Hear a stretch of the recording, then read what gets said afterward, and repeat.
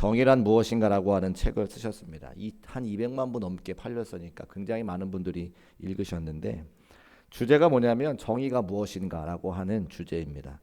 우리 사회가 과연 정의 사회라고 말하려면 우리 사회 구성원들인 우리 사람들에게 국민들에게 합당한 자원을 분배해야 되는데 어떻게 하면 합당한 자원을 분배할 수 있을까 이렇게 말하는 것이 주제인 그런 책입니다. 오늘 두 가지를 소개하는데요. 첫 번째는 이제 공리주의적 입장이라고 해서 최대 다수의 최대 행복. 그러니까 모든 사람들에게 가진 자원을 다 나누어주면 모든 사람들이 행복해하고 그게 정의로운 사회다 이렇게 말하는 거거든요. 근데 문제가 있습니다.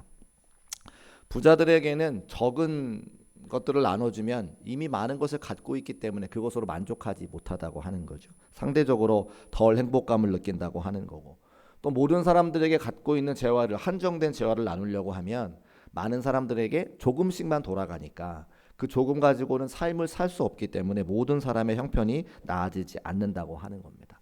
두 번째는 자유주의적인 모델인데요. 정부가 개입을 최소화하고 시장 원리에 맡기자는 생각입니다. 여기에도 문제가 있는데 국가가 개입하지 않아서 무한 경쟁 체제로 돌입을 하면 부자들은 이미 갖고 있는 건 많고 또 많이 배웠고 지식을 많이 갖고 있기 때문에 더 많은 사람들이 부자들이 더 많은 것을 차지할 가능성이 높다는 거죠. 반대로 가난한 사람들은 배우기도 덜 배웠고 가진 것도 없기 때문에 정보가 없기 때문에 무한 경쟁 체제에서는 취약할 수밖에 없다. 그래서 부와 가난이 대물림될 수밖에 없다 이렇게 이야기합니다.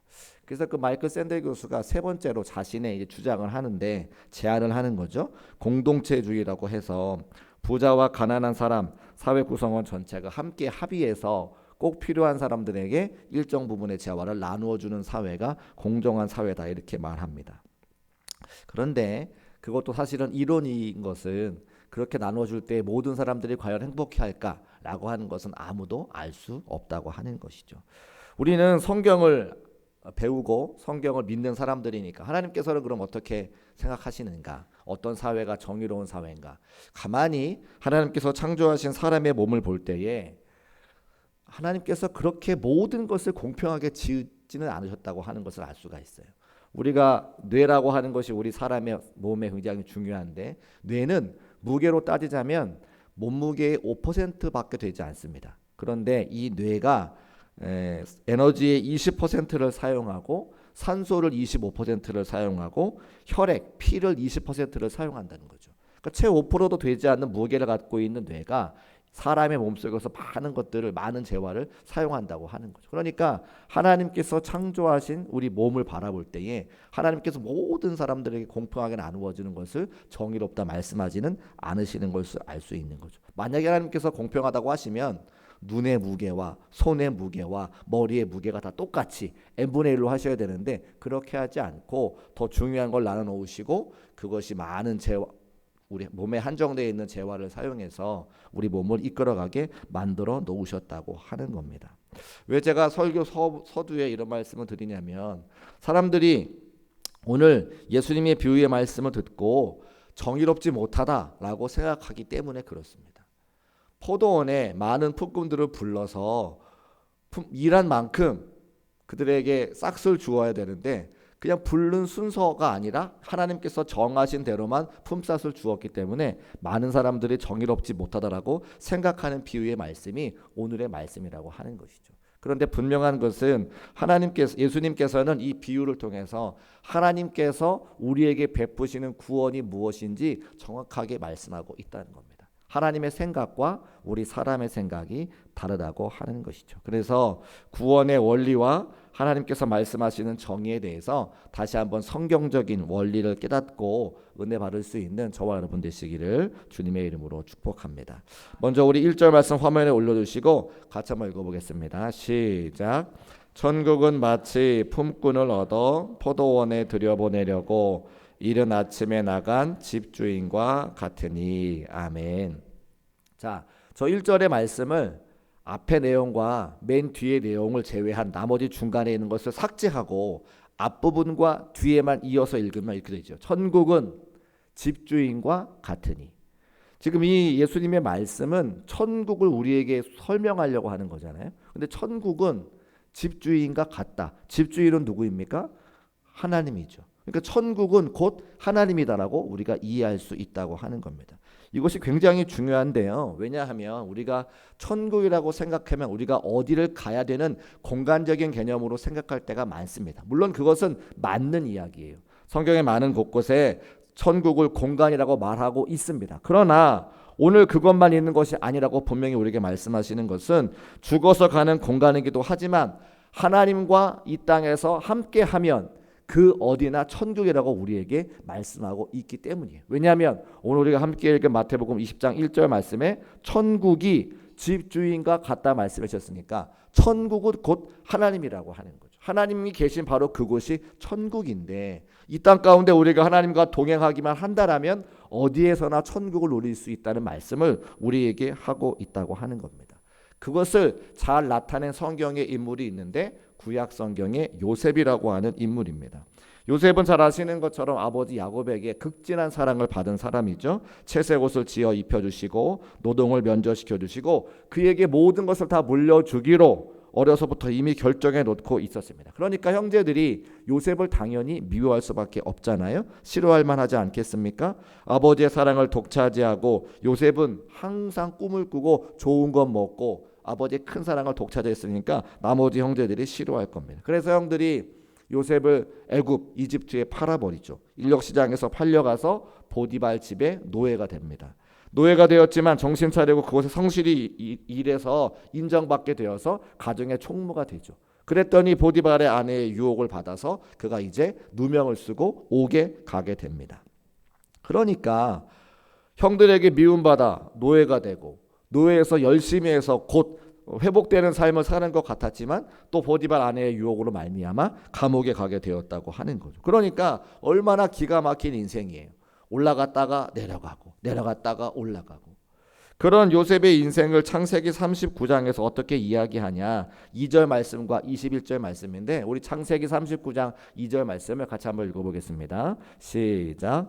여호와께서 요셉과 함께 하심으로 그가 형통한 자가 되어 그의 주인 애굽 사람의 집에 있으나 2절 말씀은 지금 요셉이 노예의 상태에 있는데 그가 여호와께서 함께 하심으로 형통한 자라고 말하고 있어요.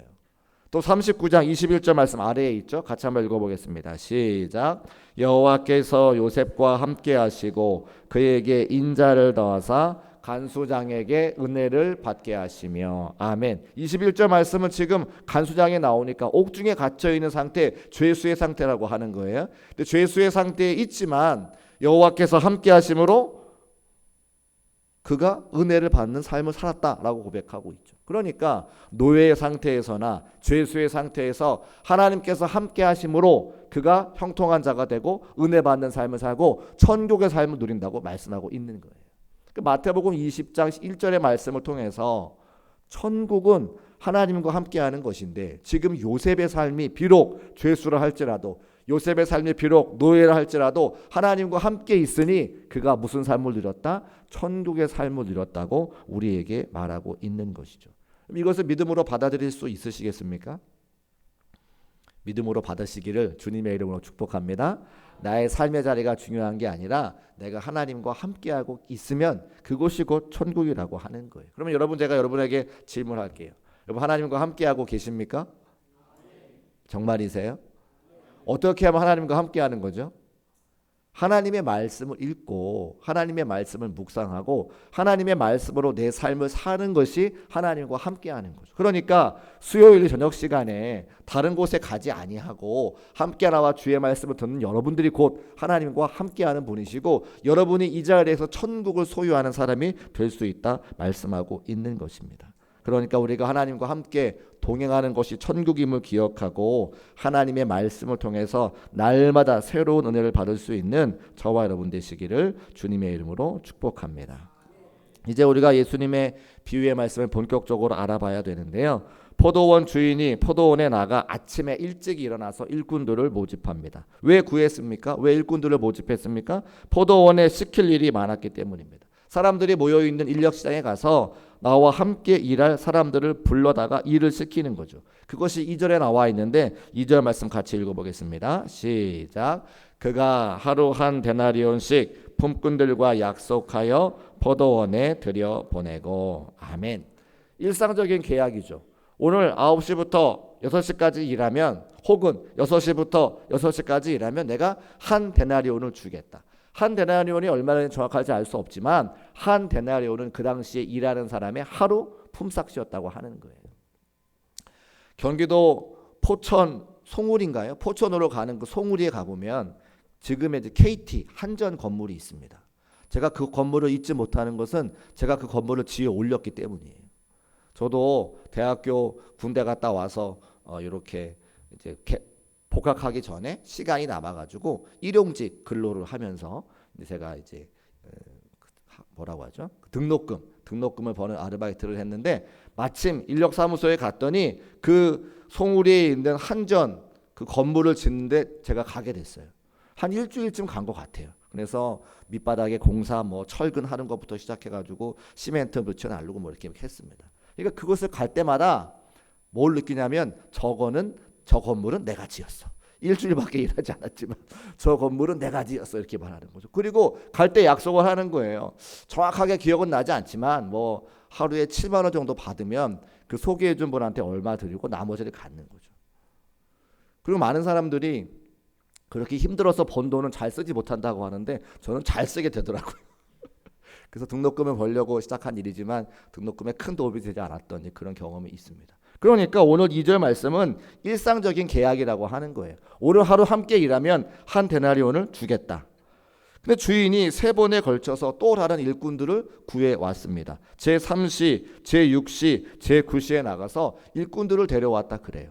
이스라엘 나라의 시간과 우리나라의 시간은 좀 차이가 있어서 더하기 6을 하면 우리의 시간과 같은 거죠. 우리 시간으로 보자면 오전 9시, 그 다음에 낮 12시, 오후 3시에 나가서 일꾼들을 다시 불러오는 거예요. 왜 이렇게 가서 일꾼들을 계속해서 불러왔겠습니까? 포도원에 할 일이 많으니까 일꾼들을 데리고 온 거죠.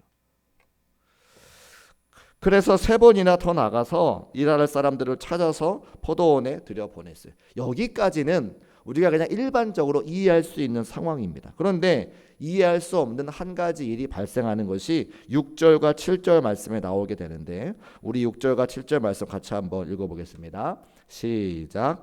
제11시에도 나가보니 서 있는 사람들이 또 있는지라.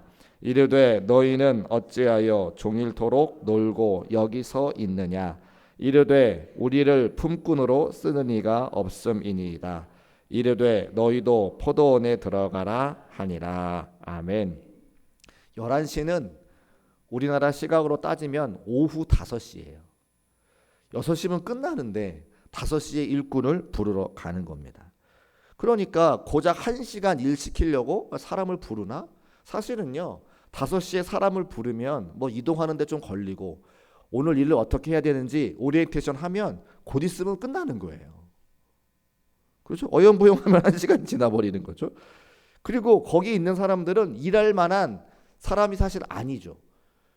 11시, 오후 5시까지 남아있는 것도 희한하지만 5시까지 남아있는 사람은 사실 일하기에 일꾼으로 쓰기에 부족한 사람입니다. 저도 그 송우리에 있는 한전 건물에 갈 때까지 그냥 뽑혀가지 않더라고요. 맨 처음에 인력시장에 이렇게 앉아있으면 키가 크고 건장하고 팔뚝이 굵은 사람들이 먼저 끌려가요. 끌려가는 게 아니죠. 뽑혀가는 거죠. 근데 저는 이제 학생이잖아요. 그러니까 얼굴도 허옇고 피부도 허옇고 키도 조그맣고 팔뚝이 두껍지 않으니까 한참 있다가 저희가 불려가는 거예요. 그리고 제가 불려갈 뒤에 보니까 또 다른 사람들이 앉아 있어요. 죄송하지만 연세가 많으셔가지고 머리가 허여신 분들, 안경을 쓰셔가지고 빈약해 보이는 분들은 그마저도 잡혀갑니다. 뽑혀가지 않는 거예요. 그러니까 오후 5시까지 남아있는 분들은 뭐예요? 일꾼으로 제대로 일할 수 없는 사람들이 그 시간까지 남아있는 거죠. 더 실제적으로 이야기하면 9시쯤 되면 그 인력사무 남아있는 사람이 없어요. 일할 때에 6시부터 7시, 8시가 되면 다 모셔가기 때문에 그때는 거의 일을 부리는 사람도 일할 사람도 인력사무소에 남아있지 않습니다. 그러니까 오후 5시에 포도원 주인이 와서 일꾼을 모셔가는 것은 굉장히 특이한 일인 것을 알 수가 있는 것이죠. 아무튼 이해할 수 없는 일이 일어나게 되었습니다. 그리고 더 놀라운 일은 그 하루 동안 일한 다음에 일한 노동의 임금을 결산할 때 일어나게 되는데 9절과 10절 말씀 이렇게 기록하고 있어요. 제 11시에 온 자들이 와서 한 데나리온씩 받거늘 먼저 온 자들이 와서 더 받을 줄 알았더니 그들도 한 데나리온씩 받은지라. 사람들이 길게 줄을 서 있습니다. 늦게 온 사람이 먼저 맨 앞에 섰어요. 한 데나리온씩 약속을 했으니까 오후 5시에 온 사람이 한 데나리온을 받았어요. 그러니까 오후 3시에 온 사람, 낮 12시에 온 사람, 아침 9시에 온 사람들이 저거 봐라. 5시에 온 사람이 한 데나리온을 받네. 그럼 나는 더 일찍 와서 더 많이 일했으니까 더 많이 받겠구나라고 마음에 기대를 하는 거죠. 그래서 뭐라고 이야기합니까? 12절에 또 11절과 12절 말씀에 이렇게 이야기해요. 우리 11절과 12절 말씀 올려주시고 같이 한번 읽겠습니다. 시작. 받은 후 집주인을 원망하여 이르되 나중 온 이 사람들은 1시간밖에 일하지 아니하였거늘 그들을 종일 수고하며 더위를 견딘 우리와 같게 하였나이까. 아멘. 이런 말이 터져 나올 수밖에 없지 않아요? 저와 여러분이 입장 바꿔 생각한다면 우리도 이렇게 예수님 앞에 포도원 주인 앞에 이야기하지 않겠습니까? 나는 열심히 아침부터 와서 일했는데 왜 나에게 똑같이 돈을 주시냐 이 말인 거죠. 그런데 우리 생각에는 얼마든지 이런 상황이 가능하고 불평할 수 있는데 포도원 주인의 대답은 다르다고 하는 거예요. 중요한 말씀인데 13절과 14절 말씀 같이 읽어보겠습니다. 시작.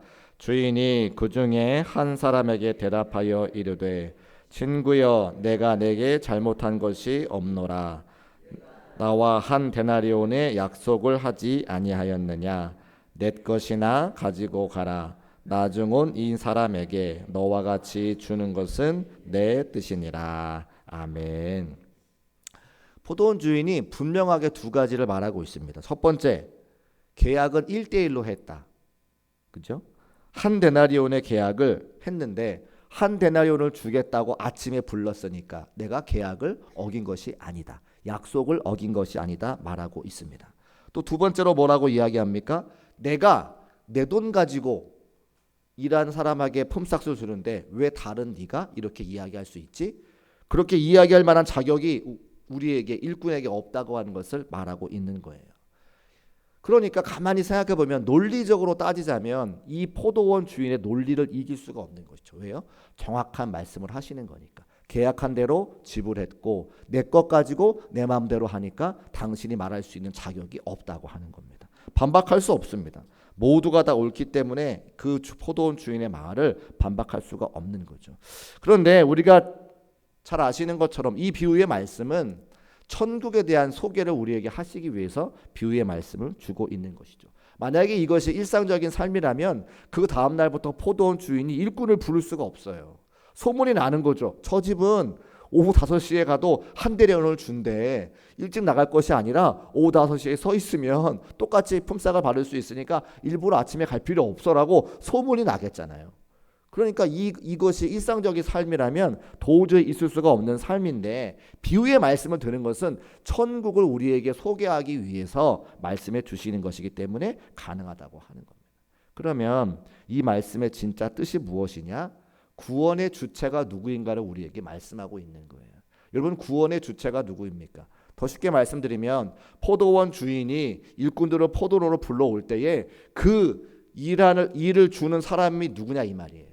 그게 바로 포도원 주인 하나님이신 거죠. 우리가 잘못 생각하고 착각하는 것 중에 한 가지가 무엇이냐면 구원이 우리의 행동으로부터 나온다고 생각하고 있다고 하는 거예요. 구원은 절대로 우리의 행동이나 선한 행실이나 우리가 잘해서 받는 것이 아니라 전적인 하나님의 주관이고 하나님의 소관이고 하나님의 은혜로 우리에게 준다고 하는 사실을 이 비유의 말씀을 통해서 말씀하고 있는 것이죠. 제가 목회를 하다 보니까 많은 성도님들의 인종을 맞이하게 됩니다. 한 번씩 이런 분들이 계세요. 오랜 세월 믿음 생활 잘하신 것 같은데 집사님 수고 많으셨습니다. 이 땅 가운데 삶을 잘 마치고 이제 걱정하지 마시고 천국을 소유하세요. 그런데 그때 이런 말씀을 드세요. 목사님 제가 별로 한 일이 없어서 천국에 갈 수 있을까요? 그럼 그런 말씀을 하시면 목사님들은 마음이 무너지는 거예요. 왜요? 평생 하나님 말씀 전하면서 천국은 하나님께서 우리에게 주시는 것이고 구원은 우리에게 공로가 아니라 우리의 선한 공로가 아니라 하나님께서 전적인 은혜로 주시는 것입니다라고 날마다 선포하는데 마치 구원이 그 집사님이 선한 일을 해야 어떤 공로를 쌓아야 천국에 가는 것처럼 생각하시기 때문에 목사님들의 마음이 무너진다고 하는 거죠. 한국교회 성도님들 가운데 그런 분이 특별히 많으신 것은 우리나라에 이단이 많기 때문에 그래요. 이단이 뭐라고 이야기합니까? 14만 4천 명 안에 들어가야 된다고 말하죠. 그럼 14만 4천 명 안에 들어가는 이유는 뭐예요? 선한 일을 해야 되고 더 교회를 많이 섬겨야 되고 더 교회를 위해서 애써야 된다, 헌신해야 된다, 집 팔고 땅 팔아야 된다고 말할 때에 그 말에 다 혹해가지고 넘어가시니까 수많은 목사님들이 마음이 아픈 거예요. 구원이 그런 겁니까? 집 팔고 땅 팔아야 구원 얻을 수 있습니까? 그렇지 않다라고 오늘 하나님께서 우리에게 말씀해 주시는 거죠. 구원의 주관자는 하나님이시고 전적인 하나님의 은혜로 우리가 구원받음을 고백할 수 있는 저와 여러분 되시기를 주님의 이름으로 축복합니다. 그것을 성경에서 뭐라고 이야기하냐면 할례주의라고 이야기해요. 사도 바울께서 3차에 걸쳐서 전도 여행을 떠나시면서 수많은 사람들에게 하나님 말씀을 전하는데 그 말씀을 곡해하고 오해해서 자신들의 선한 공로로 구원받는다 자꾸만 이야기를 하니까 사도 바울이 그것이 아니라고 온전히 믿음으로 받는다고 하나님의 전적인 선물이라고 끝없이 외치잖아요. 그래서 나중에는 예루살렘 공의에 가서 사도 바울이 선포할 때가 있을 때에 베드로가 선포할 때에 이렇게 이야기하죠. 사도행전 15장 11절 말씀 화면에 올려주시고 같이 한번 읽겠습니다. 시작. 그러나 우리는 그들이 우리와 동일하게 주 예수의 은혜로 구원받은 줄을 믿노라 하니라. 아멘. 무엇으로 구원받는다고요? 주 예수의 은혜로 구원받는다는 거예요.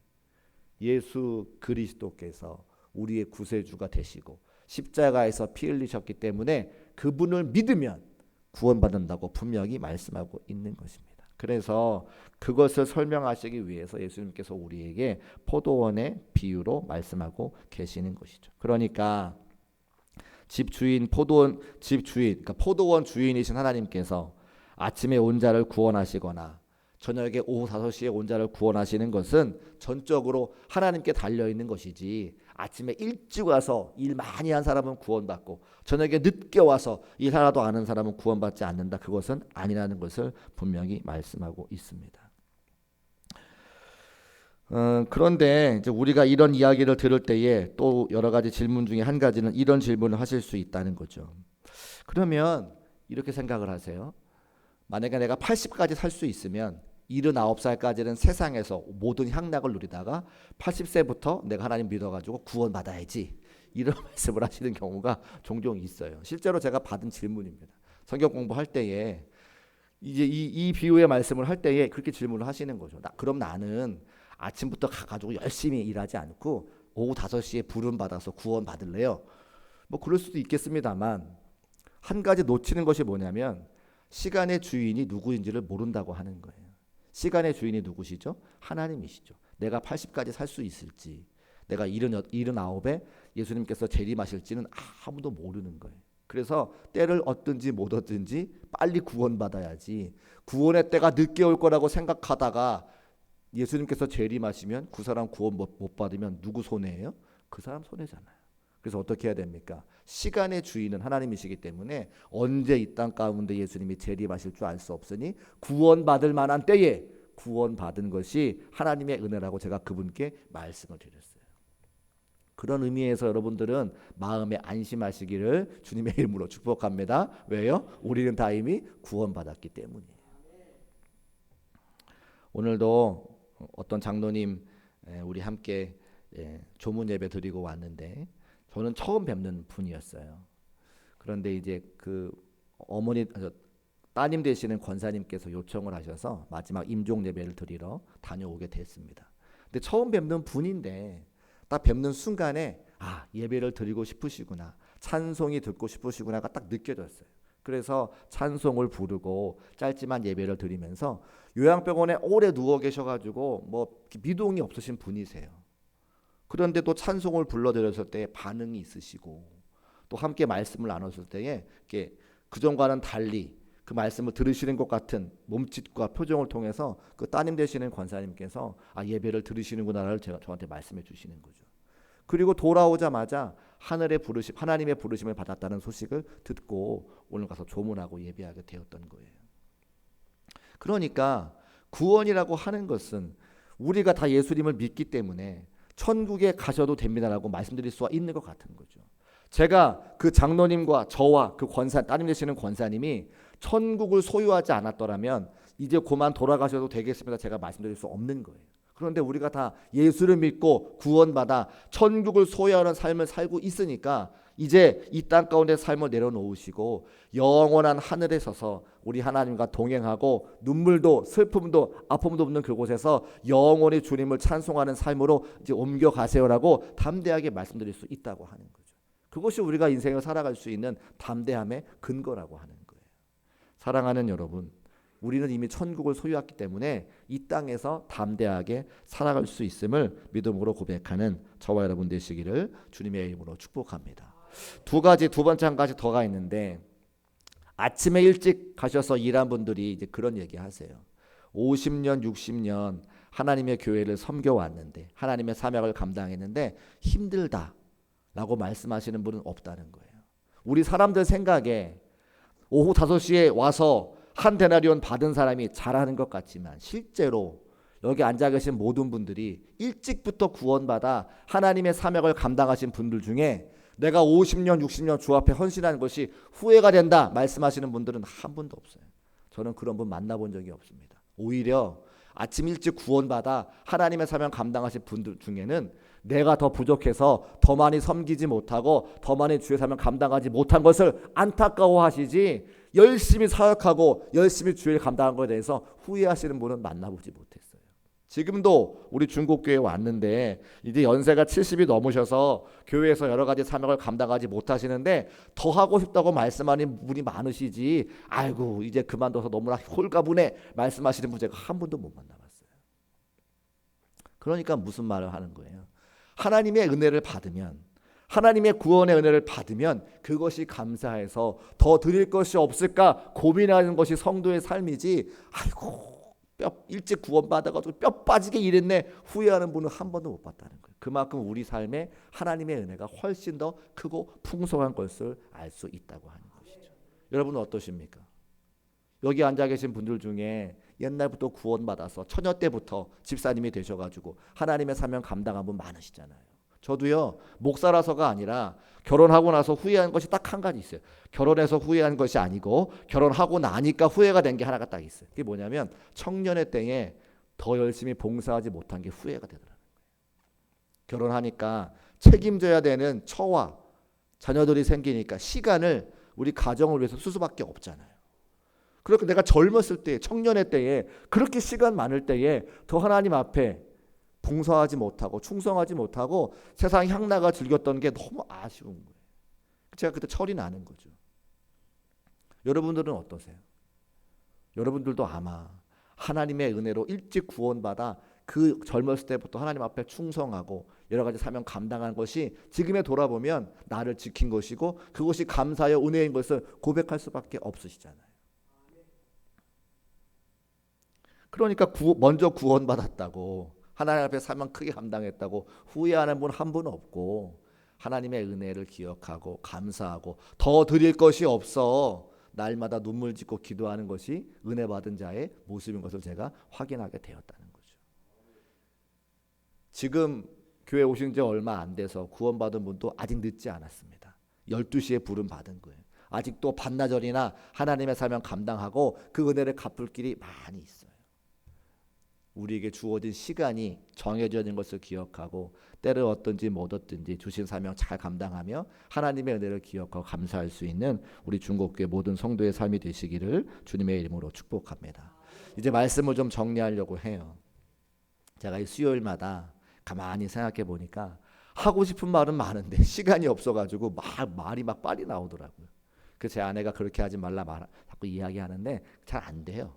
여러 가지 드리고 싶은 말씀이 많은데 이 진리의 말씀을 잘 전하고 싶은데 성격도 급하고 하고 싶은 말도 많고 시간은 정해져 있으니까 막 그렇습니다만, 오늘 주시는 말씀이 너무나 은혜 도는 게 많죠. 하나님과 동행하는 것이 곧 천국이다. 우리의 삶의 자리가 요셉과 같이 노예의 삶의 자리라 할지라도 죄수의 자리라 할지라도 그곳에 하나님이 우리와 함께 하시면 그곳이 바로 천국이라고 말하는 거예요. 내가 지금 아무리 힘들고 어렵다 할지라도 하나님께서 나와 함께 하시면, 내가 하나님의 말씀으로 함께 하면 그곳이 바로 천국이고, 내가 그 때와 그 어려움을 당할 만하기 때문에 하나님께서 허락하셨으니 그때를 잘 이겨낼 수 있도록 하늘의 은혜를 구하는 것이 우리가 지혜로운 성도의 삶이라 말씀하고 있는 것입니다. 그리고 구원은 우리의 선행이나 공로가 아니라 하나님의 전적인 은혜로 받는다고 하는 것을 다 이미 알고 있지만 다시 한번 말씀해 주시잖아요. 그리고 시간의 주인은 하나님이시기 때문에 나중에 구원받으려고 너무 못하는 것이 아니라 언제 오실지 모르는 그 예수님의 재림 앞에 속히 구원받아 하나님의 사명 감당하는 것이 지혜롭고 복된 삶이라고 말씀하고 있어요. 여기 앉아 계신 모든 분들은 오후 5시에 오신 분들이 아니라 이른 새벽부터 하나님께 부름받아 여러 사명들을 감당하신 분들인데 우리가 후회가 없습니다. 하나님께 쓰임받은 것이 감사할 따름이지, 더 드리지 못한 것이 안타까울 따름인 것이지 후회가 없잖아요. 그래서 아직도 많이 남아있는 시간 가운데 하나님께 쓰임받고 하나님의 영광을 나타낼 수 있는 우리 중곡교회 모든 성도의 삶이 되시기를 주님의 이름으로 축복합니다. 기도하겠습니다.